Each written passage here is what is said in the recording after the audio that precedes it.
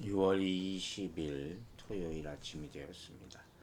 오늘 함께 묵상할 말씀은 창세기 19장 36절부터 20장 7절까지의 말씀이 되겠습니다. 창세기 19장 36절 말씀부터 우리 함께 보겠습니다. 36절부터 38절 먼저 읽겠습니다. 롯의 두 딸이 아버지로 말미암아 임신하고 큰 딸은 아들을 낳아 이름을 모압이라 하였으니 오늘날 모압의 조상이요, 작은 딸도 아들을 낳아 이름을 벤암미라 하였으니 오늘날 암몬 자손의 조상이었더라. 자, 보세요. 롯의 딸들은 아버지를 술을 먹여서 취하게 만들고 자식을 가지려고 계획했어요. 그녀들의 뜻대로 일이 성공한 것 같아 보여집니다. 두 딸이 아버지로 말미암아 임신했어요. 그 결과물이 나옵니다.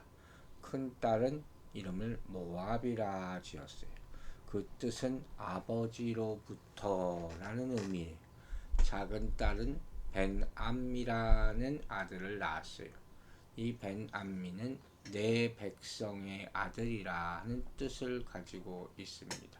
자, 그래서 벤암미는 암몬 자손의 조상이 되었어요. 모압 자손, 암몬 자손. 자, 이 두 이름 다 아버지인 롯과 관련된 이름이 됩니다. 자, 이제 지금쯤 되면 짐작이 가십니까? 이 딸들이 아버지와 성적인 관계를 맺어서 낳은 자식들, 이 이름은 다 수치스러운 이름이 되고 맙니다. 후에 하나님은 그 후손들이 살고 있는 땅을 그들에게 기업으로 주십니다. 그런데 문제가 뭐겠습니까? 이 후손들은 이스라엘이 애굽에서 구원받은 후 가나안을 향해 갈 때 그들을 환대하지 않고 적대합니다. 또한 모압 왕 발락이 볼의 아들 발람을 시켜서 이스라엘 민족을 저주하려 한 사건 때문에 여호와의 총회에 들어가지 못하는 민족이 됩니다. 한마디로 말해서 이 모압과 암몬, 이 두 족속은 이스라엘 백성을 대적하는 대표적인 민족들이 되고 마는 거예요. 끝없이 괴롭힙니다. 형제임에도 불구하고. 아시겠어요? 이와 같이 범죄와 타락으로 만든 결과는 뭡니까? 우리 삶에 고통스럽고 악한 열매를 가져온다는 거예요. 죄의 삭은 사망이, 죄는 심각한 결과를 가져오게 돼 있어요. 그러므로 우리는 어떤 죄도 허락해서는 안 된다 했습니다. 아무리 적은 죄일지라도 결국은 눈덩이처럼 불어나요. 그때는 감당 못합니다. 그 결과는 엄청납니다. 그러므로 신자들이 쉽게 행한 죄는 자신에게 혹은 타인에게 악한 열매가 되어 나타날 수밖에 없다는 것을 반드시 명심해야 할 줄로 믿습니다. 자, 보세요. 하나님이 기껏 멸망 가운데서 그들을 구원해 놓으셨잖아요. 그런데 그들이 이런 수치스러운 사건을 저지른 것은 너무도 안타까운 일이에요. 이들은 구원받는 이들이 그 구원에 합당하게 사는 것이 얼마나 중요한지를 보여주는 아주 샘플이 되는 것입니다. 여러분, 죄의 유혹이라는 건 우리 주변에 항상 있습니다. 알고 있습니까? 그럼 싸우시기 바랍니다. 이미 죄를 범했습니까? 그럼 즉시 엎드려 회개하시기 바랍니다. 가장 지혜로운 것은 뭡니까? 죄가 가까이 오기 전에 그것을 분별해서 경계하고 멀리 쫓아버리는 것이에요. 머리 위로 지나갈 수는 있어요. 둥지를 틀게 해서는 안 됩니다. 우리 믿는 사람들은 자신의 마음과 생각을 지켜야 한다 했습니다. 그리고 이를 위해서 혼자 감당하기 어렵기 때문에 성령의 보호하심과 인도하심을 구하시기 바랍니다. 거룩한 것으로 충만한 사람들에게는 죄가 가까이 오지 못하기 때문이에요. 그런데 참 놀라운 것 한 가지가 있어요. 그것은 무엇이냐? 모압 여인 룻이 있어요. 기억하시죠? 이 룻이 믿음의 족보에 나중에 올라가는 것을 보게 되고 예수님의 조상으로 족보에 올라가는 것을 보게 됩니다. 하나님의 은혜는 계속된다 하는 것이에요. 하나님은 포기하지 않으시기 때문이에요. 자, 이제 20장으로 넘어갑니다. 1절과 2절 봅니다.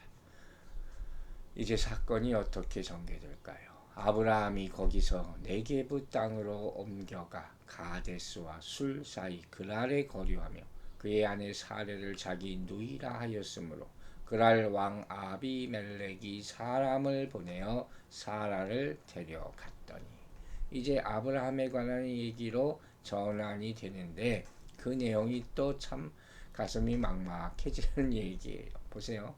아브라함이 이제 마므레에서 남방 지역인 네겝으로 옮겨갑니다. 장소를 이동했다는 것은 새로운 사건이 시작된 것이죠.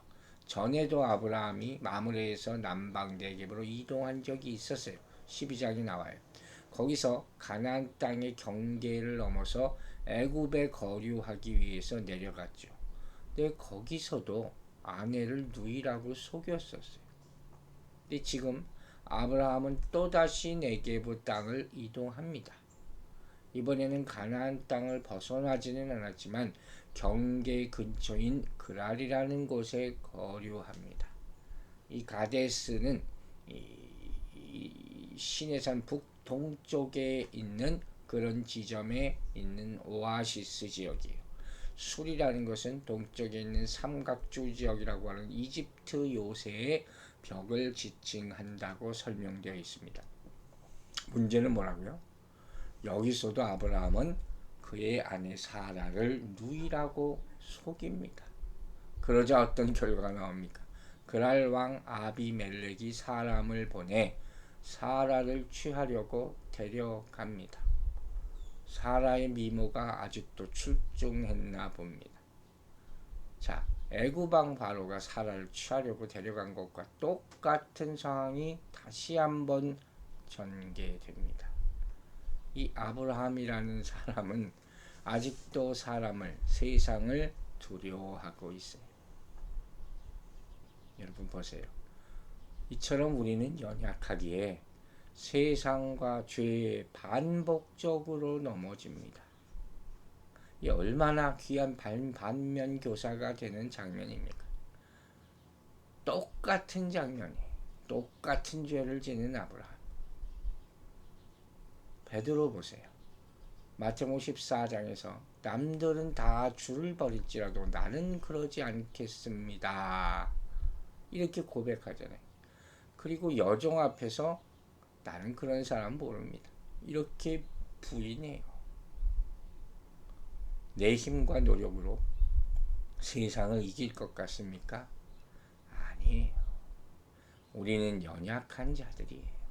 그걸 알아야 돼요. 하지만 하나님은 이런 연약한 우리를 붙드시고 다시 회복되도록 은혜를 베푸신다 하는 것이 성경의 이야기예요. 아브라함은 믿음이 연약해요. 그래서 아직도 불신앙의 모습을 보입니다. 그런데 하나님은 그 연약한 아브라함을 붙드셔서 믿음의 조상으로 만드셨습니다. 이처럼 하나님은 신자들을 끝까지 붙드시고 인도하셔서 믿음의 사람으로 굳게 세우신다는 사실을 잊지 마시기 바랍니다. 우리는 넘어질 수 있습니다. 그러나 실패할 수는 없습니다. 주님의 날개 아래 거하는 자들 모두 되시기를 주의 이름으로 축원합니다. 3절 말씀 보겠습니다. 그 밤에 하나님이 아비멜렉에게 현몽하시고 그에게 이르시되 네가 데려간 이 여인으로 말미암아 네가 죽으리니 그는 남편이 있는 여자임이라. 자, 이 말씀은 문자적으로는 그 밤에 하나님이 그의 꿈에 오셨다. 할렐루야죠. 하나님이 꿈에 나타나시면 얼마나 좋을까요? 그 밤은 아비멜렉이 사라를 데려간 그 밤이에요. 아브라함이 사라를 통해서 약속의 자녀를 갖게 되는 일이 방해되기 일보 직전에 하나님께서 나타나셔서 즉각적으로 조치를 취하시는 그런 장면이에요. 여기서 하나님이 꿈에 아비멜렉에게 나타났다 하는 것은 당시 사상으로 봐도 이 신의 계시가 꿈을 통해서 주어진 것을 반영하는 그런 장면이라고 보여집니다. 또한 고대 근동의 왕들을 보면 신의 계시를 받기 위해서 신전에 가서 제사드리고 그곳에서 잠을 자곤 했다 하는 기록들이 남아있어요. 아비멜렉이 주도적으로 나타나는 장면이 보이는 이 3절에서 17절까지의 장면에서 하나님이 이 아비멜렉에게는 신으로 나타나죠. 아직 여호와 하나님을 모르니까 엘로힘이 쓰였거든요. 이런 상황을 다 뒷받침해주는 그런 장면이라고 볼 수가 있습니다. 즉 여기서 꿈이 바로 계시의 수단으로 사용됐다 하는 것이에요. 여러분, 하나님은 이 믿는 사람들에게만 나타나시는 분이 아니라는 것을 본문은 보여줍니다. 언약 밖에 있다고 여겨지는 자들에게도 꿈을 통해서 당신 자신을 계시하십니다. 얼마나 감사한 일입니까? 그래서 하나님의 심판 선고를 들은 아비멜렉은 사라를 가까이 하지 않게 되고 이 어려움에서 벗어나게 되는 것이에요. 때때로 성경을 보면 믿지 않는 사람들이 하나님의 음성을 더 제대로 듣고 믿는 것을 볼 수가 있어요. 아이러니죠. 자, 4절 봅시다. 아비멜렉이 그 여인을 가까이 하지 아니하였으므로 그가 대답하되 주여 주께서 의로운 백성도 멸하시니까. 이 질문을 다시 한번 번역하면 이렇게 할 수 있는 거예요. 주여 주님은 한 민족을 의로운데도 죽이실 것입니까? 누가 한 말과 자꾸 이렇게 오버랩이 되죠. 부당한 죽음을 왜 하게 하시겠습니까? 여기서 백성은 의로운 백성도 멸하시니까 해서 백성은 특별히 이방이나 이교도를 가리키는 그런 단어예요. 즉 하나님은 이스라엘만이 아니라 이 땅의 모든 족속을 다스리는 분으로서 이방이나 이민족에게도 그 주권을 행사하시는 분이라는 사실을 볼 수가 있죠. 그래서 이 지금 아비멜렉은 이 정체를 아직도 잘 모르지만 그 신 앞에서 백성들의 기본 권리를 내가 의로운데 나를 왜 죽이시려 합니까? 이렇게 주장하고 있는 것이에요. 즉 인간을 다스리는 신이라면 의로운 백성과 불의한 백성을 가리지 않고 멸해서는 안 되지 않습니까? 이 사람 안에 뭔가 선과 의가 조금은 있어 보이죠. 하나님은 모를지라도. 이 말은 마치 아브라함이 소돔과 고모라를 위해 중재하면서 했던 말과 아주 흡사하죠. 주께서 의인을 악인과 함께 멸하려 하시나이까. 18장에 나왔던 말씀이에요. 그러니까 아브라함의 입장과 아비멜렉의 입장이 지금 서로 교차하고 있어요. 참 흥미로운 장면입니다. 5절 보세요. 그가 나에게 이는 내 누이라고 하지 아니하였나이까. 명백히 아브라함이 잘못했다는 거예요. 그 여인도 그는 내 오라비라 하였사오니 나는 온전한 마음과 깨끗한 손으로 이렇게 하였나이다. 내 잘못은 없습니다. 그죠? 그러니까 내가 의로운데 왜 내가 죽어야 합니까? 이렇게 호소하는 것이 온전한 마음과 깨끗한 손으로 이렇게 하였습니다. 내 죄가 없습니다. 자신의 순전함을 하나님 앞에 주장합니다. 그러자 이제 하나님이 답하시는 장면이 6절과 7절에 나오네요. 자, 봅시다. 하나님이 꿈에 또 그에게 이르시되 내가 온전한 마음으로 이렇게 한 줄을 나도 알았으므로 너를 막아 내게 범죄하지 아니하게 하였나니 여인에게 가까이 하지 못하게 함이 이 때문이니라. 이제 그 사람의 아내를 돌려보내라. 그는 선지자라. 그가 너를 위하여 기도하리니 네가 살려니와 네가 돌려보내지 아니하면 너와 네게 속한 자가 다 반드시 죽을 줄 알지니라. 자, 하나님이 바로 응답해 주세요. 하나님은 이 아비멜렉의 마음의 온전함 그리고 순전함, 무죄함을 알았다. 꿈을 통해서 말씀을 하시는 거예요. 바로 이 대화의 주제가 뭐겠습니까? 온전함, 완전함이에요. 순전함이에요.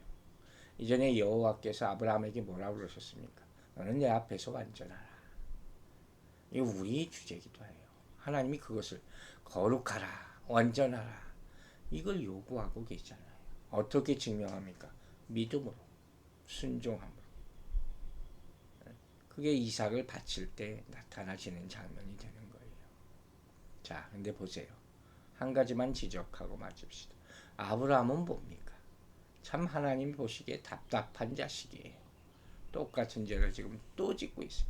당신이 써야 되는데 참은 이 온전치 못한 마음으로 또 행동합니다. 오히려 온전함을 보이는 사람이 이방왕 아비멜렉이에요. 그래서 하나님께서는 공평하게 공의롭게 이렇게 심판하시는 것이. 그러나 내 백성 사라 아브라함은 돌려보내라.